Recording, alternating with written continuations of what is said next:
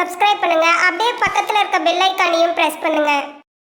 இந்த அக்டோபர் மாதம் நம்முடைய ராசி மற்றும் நம்முடைய நட்சத்திரங்களுக்கு எப்படி இருக்கு அப்படிங்கறத பாக்குறதுக்கு முன்னாடி இந்த அக்டோபர் மாதத்துல நவ கிரகங்கள்லாம் எந்தெந்த இடங்கள்ல சஞ்சாரம் செஞ்சிட்டு இருக்கு அப்படிங்கறத டீடைலா பார்க்கலாம். முதலாவதா நம்மளுடைய ஜென்மஸ்தானத்துல குரு பகவான் ஜென்ம குருவா சஞ்சாரம் செஞ்சிட்டு இருக்காரு. அடுத்தாக நம்முடைய ராசிக்கு 2ஆம் இடத்துல செவ்வாய் பகவான், 5ஆம் இடத்துல சூரியன் புதன் கேது, இந்த 3 கிரகத்துடைய கன்ஜெக்ஷன் அப்படிங்கிறது இருக்கும். இதுல புதன் ஆட்சியோட இருப்பாரு. அடுத்தாக நம்முடைய ராசிக்கு 6ஆம் இடத்துல சுக்கிர பகவான் ஆட்சியோட இருப்பாரு. 10ஆம் இடத்துல சனி பகவான் வக்ரம், 11ஆம் இடத்துல ராகு பகவான். மேலும் இந்த அக்டோபர் மாதத்துல மந்த்லி பிளானட் ஏதாச்சும் சேஞ்சஸ் பண்ணுதா அப்படின்னு பார்த்தோம்னாக்கா கரெக்டா 10ஆம் தேதி புதன் பகவான் நம்முடைய ராசிக்கு 5ஆம் இடத்துல இருந்து 6ஆம் இடத்துக்கு டிரான்சிட் ஆகி சுக்கிரனோட கன்ஜெக்ஷன் ஆயிடுறாரு. மேலும் 13ஆம் தேதி சுக்கிர பகவான் 6ஆம் இடத்துல இருந்து 7ஆம் இடத்துக்கு டிரான்சிட் ஆயிடுறாரு. அதனை தொடர்ந்து பார்த்தோம்னாக்கா மாதத்தோட செகண்ட் ஹாஃப்ல கரெக்டா 17ஆம் தேதி சூரிய பகவான் நம்முடைய ராசிக்கு 5ஆம் இடத்துல இருந்து 6ஆம் இடத்துக்கு டிரான்சிட் ஆகி புதனோட கன்ஜெக்ஷன் ஆகிறாரு. அதனை தொடர்ந்து 20ஆம் தேதி செவ்வாய் நம்முடைய ராசிக்கு 2ஆம் இடத்துல இருந்து 3ஆம் இடத்துக்கு டிரான்சிட் ஆயிடுறாரு. ஃபைனலா பார்த்தோம்னா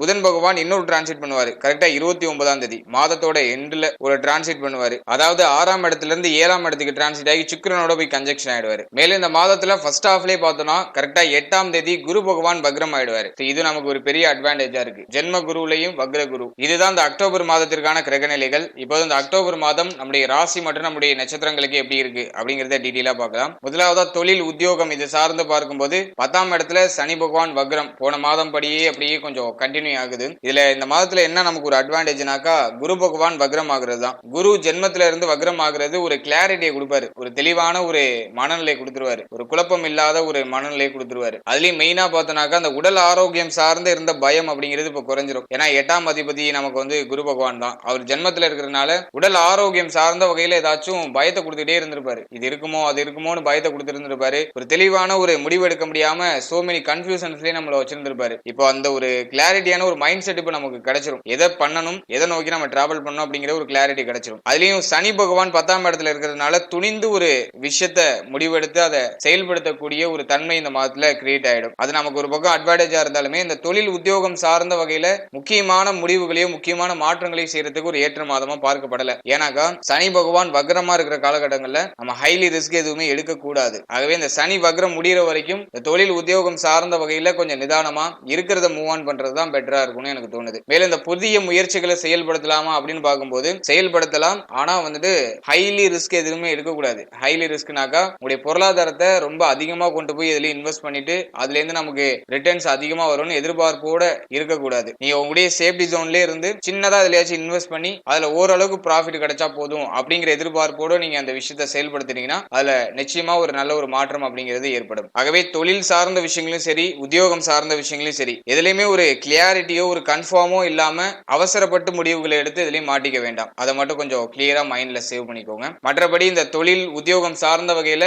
அஸ்யூஷுவலா போயிட்டு இருக்கக்கூடிய அந்த விஷயங்கள்லாம் நல்லபடியாவே போகும். ஆனா என்ன கொஞ்சம் பணிச்சுமையும் கொஞ்சம் அந்த பிரஷரான ஒரு மனநிலையும் இருக்கிறதுக்கு வாய்ப்புகள் இருக்கு. அதை மட்டும் நீங்க கொஞ்சம் மெயின்டைன் பண்ணிக்கிறது சிறப்பான பலன்களை கொடுக்கும். அடுத்தாக பொருளாதாரம் சார்ந்த விஷயங்களை பொறுத்தளவுல 11ஆம் இடத்துல இருக்கிற ராகு நமக்கு பொருளாதார ரீதியா தொடர் வரவுகளை கொடுத்துக்கிட்டே இருப்பாரு. ஆனா இந்த மாதத்துல சுக்கிரன் ஆட்சியா இருப்பாரு, அதாவது 6ஆம் இடத்துல. ஆகவே இந்த மாதம் ஃபுல்லா பாத்தீங்கன்னா அது கடன் சுமை இருக்கிறது வாய்ப்பு இருக்கு. கடனை கட்டி முடிக்கிறதுக்கான முடிவுகள் இறங்குவீங்க. கடன் சார்ந்த விஷயங்கள்ல கொஞ்சம் பிரஷர்ஸ் அதிகமா இருக்கிற மாதிரி இருக்கும். ஆகவே கடன் சார்ந்த விஷயங்களுக்கு முற்றுப்புள்ளி வைக்கணும்னு ஒரு சில முடிவுகளை இந்த மாதத்துல எடுக்கிறதுக்கு வாய்ப்புகள் அதிகமா இருக்கு. அடுத்து இந்த பூர்வீகம் சம்பந்தமான விஷயங்கள், பூர்வீக சொத்து சம்பந்தமான விஷயங்கள்ல ஏதாச்சும் குழப்பங்கள் ஏற்பட்டு விலகலாம். இதுலயும் புதன் ஆட்சியா இருக்கிறதுனால அந்த பூர்வீகம் சம்பந்தமான விஷயங்களையும் ஓரளவுக்கு ஆதாயமான பலன்களும் இந்த மாதத்துல கிடைக்கும். அடுத்தது பார்த்தோம்னாக்கா பொருளாதாரம் சார்ந்த விஷயங்கள்ல பிள்ளைகள் சார்ந்த விஷயங்கள்ல ஏதாச்சும் விரை செலவுகள் அதிகமா இருக்கிறது வாய்ப்புகள் இருக்கு. ஆகவே அதுல நீங்க கொஞ்சம் கவனமா செயல்படுறது நல்லது. மேலும் இந்த குழந்தை பாகியம் சார்ந்த வகையில சுபவிரை செலவுகள் ஏற்பட்டு நீங்கலாம். சோ அதுக்கான ஆப்பர்ச்சுனிட்டிஸ் இருக்கு. ஆகவே பொருளாதார ரீதியா தொடர் விரை செலவுகள் அப்படிங்கிறது காத்துக்கிட்டு இருக்கு. மேலும் குடும்பம் சார்ந்த வகையில,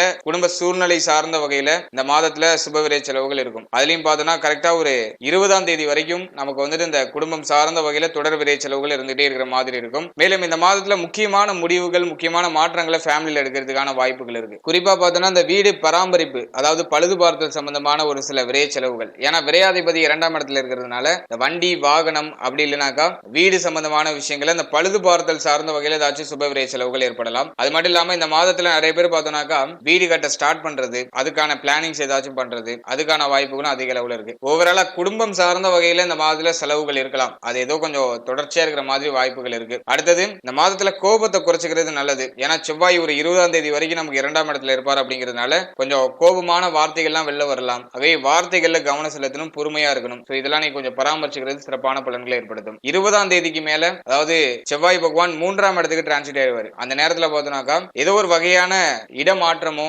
ஊர் மாற்றமோ அப்படி இல்லைனாக்கா ஏதோ ஒரு சின்ன ஒரு குறுகிய கால பயணமோ ஏற்படுறது வாய்ப்பு இருக்கு. அதன் மூலமா நல்ல ஒரு ஆதாயமும் ஏற்படுறதுக்கான சான்சஸ் அதிகமா இருக்கு. அடுத்ததாக அந்த திருமண முயற்சி மற்றும் திருமண வாழ்க்கை சார்ந்த விஷயங்களை பார்க்கும்போது இந்த மாதத்துல குரு பகவான் வக்ரம், அதுலயும் பலம் இழந்து தன்னுடைய 7ஆம் பார்வையை 7ஆம் இடத்துல செலுத்துவாரு. இதுலயும் பார்த்தோம்னாக்கா மாதத்தோட செகண்ட் ஹாஃப்ல கரெக்டா பார்த்தோம்னா 13ஆம் தேதியே சுக்கிரன் நம்முடைய ராசிக்கு 7ஆம் இடத்துக்கு டிரான்சிட் ஆயிடுறாரு. இது ஒரு வகையில அட்வான்டேஜா இருந்தாலுமே ஒரு வகையில ஒரு சில தடை தாமதத்தை ஏற்படுத்துது. ஆகவே இந்த திருமண முயற்சி சார்ந்த வகையில தடை தாமதத்தோட நல்ல செய்திகள் கிடைக்கும். அதுலயும் சுக்கிரன் நம்முடைய ராசி அதிபதி அவர் 7ஆம் இடத்துல இருக்கிறதுனால திருமணம் சார்ந்த அந்த சிந்தனைகளை அதிகப்படுத்திக்கிட்டே இருப்பாரு. நம்ம ஏதாச்சும் பண்ணணும், முயற்சி எடுக்கணும், எப்படியாச்சும் திருமணத்தை இந்த காலகட்டத்துக்குள்ள முடிக்கணும் அப்படிங்கிற அந்த சிந்தனை அதிகமாயிட்டே இருக்கிறது வாய்ப்புகள் இருக்கு. அதுலயும் குரு இந்த மாதத்துல ஜென்மத்துல இருந்து கொஞ்சம் வக்ரம் ஆயிருக்கிறதுனால கொஞ்சம் மைனஸா இருக்கு. ஆகவே திருமண முயற்சியில ஏதோ ஒரு விதமான குளறுபடியோட ஒரு நல்ல செய்திகள் வரலாம். ஆகவே நீங்க கொஞ்சம் பொறுமையோட நிதானத்தோட செயல்படுறது நல்ல பலன்களை கொடுக்கும். செவ்வாய் 2ஆம் இடத்தை விட்டு விலகுற வரைக்கும் இந்த திருமண முயற்சி சார்ந்த விஷயங்கள்ல 3வது நபருடைய தலையீடு இல்லாம பாத்துக்கிறது நல்ல பலன்களை கொடுக்கும். மேலும் நீங்க எதுலயுமே கோவப்பட்டு பேசிடக்கூடாது, வார்த்தைகளை அவசரப்பட்டு விட்டுறக்கூடாது, யாருக்கும் வாக்குறுதி கொடுத்துடக்கூடாது. இந்த 3 விஷயங்கள ரொம்ப கவனமா இருக்கிறது சிறப்பு. மற்றபடி திருமண முயற்சிகளை செய்யலாம், அதுக்கான ஒரு ஏற்ற நேரம் தான். ஆனா என்ன, அதுல கொஞ்சம் தடை தாமதம் காட்டுற மாதிரி இருக்கு. ஆகவே அதை மட்டும் கொஞ்சம் நியூட்ரல் பண்ணி கொஞ்சம் பொறுமையோட செயல்பட்டு நிதானத்தோட செயல்பட்டு அதுல சாமர்த்தியமா வெற்றி அடைகிறதுக்கான ஒரு காலகட்டமா இருக்கு. அடுத்ததாக வாழ்க்கை துணை சார்ந்த விஷயங்களை பொறுத்தளவுல இந்த குரு பலம் அப்படிங்கிறது கொஞ்சம் வீக்கா இருக்கிறதுனால இந்த மாதத்துல வாழ்க்கை துணையோட வாக்குவாதம் பண்ணாம கொஞ்சம் நியூட்ரலா டிராவல் பண்றது சிறப்பு. மேலும் வாழ்க்கை துணை சார்ந்த விஷயங்கள்ல கொஞ்சம் கவனம் அப்படிங்கிறது இருக்கணும். அதே மாதத்தோட செகண்ட் ஹாஃப்ல கரெக்டா 13ஆம் தேதிக்கு மேல எந்த ஒரு வாக்குவாதமும் இல்லாம கொஞ்சம் அனுசரிச்சு செயல்படுறது நல்ல பலன்களை கொடுக்கும். ஏன்னா நம்முடைய ராசி அதிபதியாவே இருந்தாலும் சுக்கிர பகவான் பார்த்தோம்னாக்கா நமக்கு 6ஆம் அதிபதியா வருவாரு. அதே வாழ்க்கை துணையோட கொஞ்சம் முரண்பாடான ஒரு சில கருத்து வேறுபாடுகள் வரலாம். ஆகவே அதுல கொஞ்சம் கவனம் செலுத்துறது நல்லது. மற்றபடி ஆல்ரெடி இருக்கிற குழப்பங்கள்லாம் இப்ப முடிவுக்கு வந்துடும். அதெல்லாம் ஒரு நல்ல ரிலீஃப்மெண்ட் கிடைச்சிடும். புதுசா எதுவும் கிரியேட் ஆகாம கொஞ்சம் நிதானிச்சு அனுசரிச்சு செயல்படுறது நல்லது. ஏன்னா 2ஆம் இடத்துல செவ்வாய் இருக்கிறதுனால 20ஆம் தேதி வரைக்குமே நீங்க வந்துட்டு வார்த்தைகள்ல கவனமா இருக்கணும். அவசரப்பட்டு ஏதாச்சும் வார்த்தைகளை விட்டு மாட்டிக்கிறது எல்லாம் வாய்ப்பு இருக்கு. ஆகவே அதுல எல்லாம் நீங்க கொஞ்சம் கவனமா செயல்படுறது நல்ல பலன்களை கொடுக்கும். அடுத்ததா குழந்தை பாக்கியம் மற்றும் பிள்ளைகள் சார்ந்த விஷயங்களை பொறுத்தளவுல இந்த மாதத்துல குருவும் கொஞ்சம் வக்ரம் ஆயிட்டாரு. மேலும் இந்த 5ஆம் இடத்துல சூரியன், புதன், கேது இந்த 3 கிரகமும் கன்ஜெக்ஷன்ல மாதத்தோட ஸ்டார்டிங்ல சஞ்சாரம் செய்வாங்க. ஆகவே இந்த மாதத்தை பொறுத்தளவுல அந்த பிள்ளைகள் சார்ந்த விஷயங்கள், குழந்தை பாக்கியம் சார்ந்த விஷயங்கள் இதுல எல்லாம் கொஞ்சம் கூடுதல் விழிப்புணர்வோட இருக்கணும். குறிப்பா 8ஆம் தேதிக்கு மேல பிள்ளைகளுடைய உடல் ஆரோக்கியம் சார்ந்த விஷயங்களா இருக்கட்டும், பிள்ளைகளுடைய உறவு நிலை சார்ந்த விஷயங்களா இருக்கட்டும், எல்லாத்துலயும் கொஞ்சம் நிதானமும் கவனமும் அப்படிங்கிறது அதிகமா இருக்கணும். ஏன்னா கேது 5ஆம் இடத்துல இருக்கிறது பொதுவா குற்றம் தான். அது குழந்தை பாக்கியம் சார்ந்த விஷயங்களையும் சரி, பிள்ளைகளுடைய சூழ்நிலைகள் சார்ந்த விஷயங்களையும் சரி, அது ஏதோ ஒரு வகையில மன வருத்தத்தை ஏற்படுத்துறதுக்கு வாய்ப்பு இருக்கு. இதனால் வரைக்கும் பார்த்தோம்னா குரு பாசிட்டிவா இருந்து நமக்கு கொஞ்சம் பார்வையால பலத்தை கொடுத்தாரு. இப்ப வக்ரமாகி பலம் இழந்து 5ஆம் இடத்தை பாக்குறாரு. ஆகவே அது கொஞ்சம் ஏதோ ஒரு மன வருத்தமான ஒரு சூழ்நிலையை கிரியேட் பண்றதுக்கு வாய்ப்பு இருக்கு. எனவே இந்த பிள்ளைகள் சார்ந்த விஷயங்கள் எல்லாம் கொஞ்சம் நிதானத்தோட பொறுமையோட செயல்படுறது நல்ல பலன்களை கொடுக்கும். அடுத்ததாக மாணவ மாணவிகளை பொறுத்தளவுல இந்த மாதத்தோட பிகினிங்கே பாத்தீங்கன்னா புதன் ஆட்சியா இருப்பாரு. அதுலயும் சூரியனோட இணைந்து இருப்பாரு. குரு பார்வையும் ரொம்ப சிறப்பா தான் இருக்கும். 8ஆம் தேதி வரைக்குமே பெரிய அளவுல குழப்பம் எதுவும் இல்ல. அதே மாணவ மாணவிகளுக்கு ஒரு தெளிவு கிடைக்கும் இந்த மாதத்துல. மாதத்தோட ஒரு 8ஆம் தேதிக்குள்ள உடைய முக்கியமான முடிவுகள் ஏதாச்சும் நீங்க முக்கியமா சேஞ்சஸ் பண்ணணும்னு முடிவு பண்றீங்கன்னாக்கா அதை 8ஆம் தேதிக்குள்ள பிளான் பண்ணிக்கிறது சிறப்பு. 8ஆம் தேதிக்கு மேல பார்த்தோம்னா குருவும் வக்ரம் ஆயிடுவாரு. மேலும் இந்த புதன், சூரியன், சுக்கிரன் இந்த கிரகங்கள் எல்லாமே 6ஆம் இடம் 7ஆம் இடத்துக்கு டிரான்சிட் ஆயிடுவாங்க. ஆகவே இந்த காம்போ பொறுத்தளவுல ஃபர்ஸ்ட் ஹாஃப்ல நீங்க பிளானிங் பண்ணிக்கலாம். செகண்ட் ஹாஃப்ல இந்த கல்வி சார்ந்த வகையில விரை செலவுகள் இருக்கலாம். படிப்பு சார்ந்த வகையில ஏதாச்சும் டிராவலிங் பண்றதுக்கு வாய்ப்பு இருக்கு. ஒரு இடத்துல இருந்து இன்னொரு இடத்துக்கு இடப்பெயர்ச்சி ஆகிறதுக்குலாம் வாய்ப்பு இருக்கு. ஆகவே ஃபர்ஸ்ட் ஹாஃப்ல பிளானிங், செகண்ட் ஹாஃப்ல அதை செயல்படுத்துறதுக்கான சில நடைமுறை நடவடிக்கைகள் எடுக்கிறதுக்கான ஒரு சூழ்நிலைகள்லாம் ஏற்படும். அது மட்டும் இல்லாம மாதத்தோட செகண்ட் ஹாஃப்ல படிப்பு சார்ந்த வகையில விரை செலவுகளும் காத்துக்கிட்டு இருக்கும். ஏன்னா 5ஆம் அதிபதி அவர் போயிட்டு 6ஆம் இடத்துல இருக்கிறதுனால பிள்ளைகளுடைய கல்வி சார்ந்த செலவுகளோ அப்படிலாம் பிள்ளைகள் சார்ந்த வகையில ஏதாச்சும் விரை செலவுகளோ ஏற்படுறது வாய்ப்பு இருக்கு. அடுத்தது பார்த்தோன்னா இந்த பூர்வீக சொத்து சம்பந்தமான ஏதாச்சும் ஒரு குழப்பங்கள்லாம் இந்த மாதத்துல போகலாம். அதுலயும் 8ஆம் தேதிக்கு மேல கொஞ்சம் விழிப்புணர்வோட இருக்கிறது நல்லது. 8ஆம் தேதிக்கு மேல இந்த பூர்வீக சொத்து சம்பந்தமான ஏதாச்சும்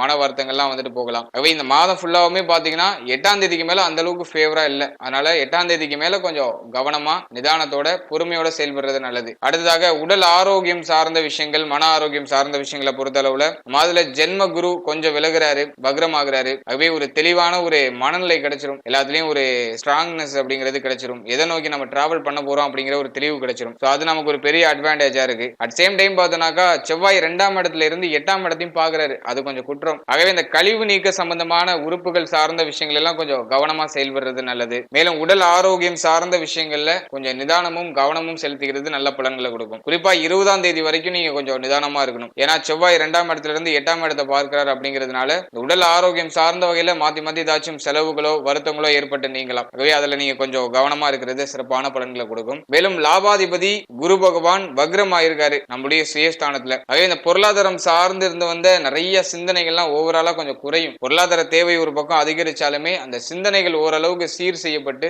கொஞ்சம் நிம்மதியான சூழ்நிலைக்கு வரதுக்கான வாய்ப்புகள் அதிகமா இருக்கு. ஆகவே மன ஆரோக்கிய ரீதியா பரவாயில்ல, நமக்கு ஒரு நல்ல ஒரு பெட்டரான ரிசல்ட் கிடைக்குது இந்த மாதத்துல. மன ஆரோக்கிய ரீதியா ஒரு நிம்மதியான சூழ்நிலைகள்லாம் அமையுது. உடல் ஆரோக்கிய ரீதியா ஒரு சில குழப்பங்கள் 20ஆம் தேதி வரைக்கும் இருக்கலாம். அதனால அது பெருசா உங்களை பாதிக்க போறது இல்ல. மன ஆரோக்கியம் நம்ம கண்ட்ரோலுக்கு வந்துட்டாக்கா உடல் ஆரோக்கியம்லாம் நம்ம ஈஸியா ஹேண்டில் பண்ணிடலாம். அதனால அதை நினைச்சு பெருசா உரி பண்ண வேணாம். சின்னதா ஏதாச்சும் பிரச்சனை ஏற்படுதுன்னா உடனே ஒரு மருத்துவ பரிசோதனை செஞ்சு அதுக்கான ரெமெடி எடுத்துக்கிறது பெட்டரா இருக்கும். அது 20ஆம் தேதி வரைக்கும் கொஞ்சம் நிதானமா செயல்படுறது நல்ல பலன்களை கொடுக்கும். அடுத்தாக தாய் தந்தையாருடைய சூழ்நிலைகள், உடல் ஆரோக்கியம் சார்ந்த விஷயங்களையும் கொஞ்சம் விழிப்புணர்வோடு செயல்படுறது நல்ல பலன்களை கொடுக்கும். ஓவராலா அந்த அக்டோபர் மாதத்துல ஜென்ம குருவுடைய ஒரு சில குழப்பங்கள்லாம் குறையுது. அது நமக்கு ஒரு பெரிய அட்வான்டேஜா இருக்கு. மேலும் இந்த மாதத்துல ரொம்ப கவனமா இருக்கக்கூடிய விஷயங்கள் என்னன்னாக்கா உடல் ஆரோக்கியம் மட்டும்தான். மற்ற விஷயங்கள்லாம் நமக்கு மேனேஜபிளா தான் இருக்கும். உடல் ஆரோக்கியம், பிள்ளைகள் சார்ந்த விஷயங்கள் இதுல மட்டும் இந்த மாதத்துல கொஞ்சம் அவேர்னஸா இருக்கிறது நல்ல பலன்களை கொடுக்கும். வாழ்த்துக்கள். நன்றி.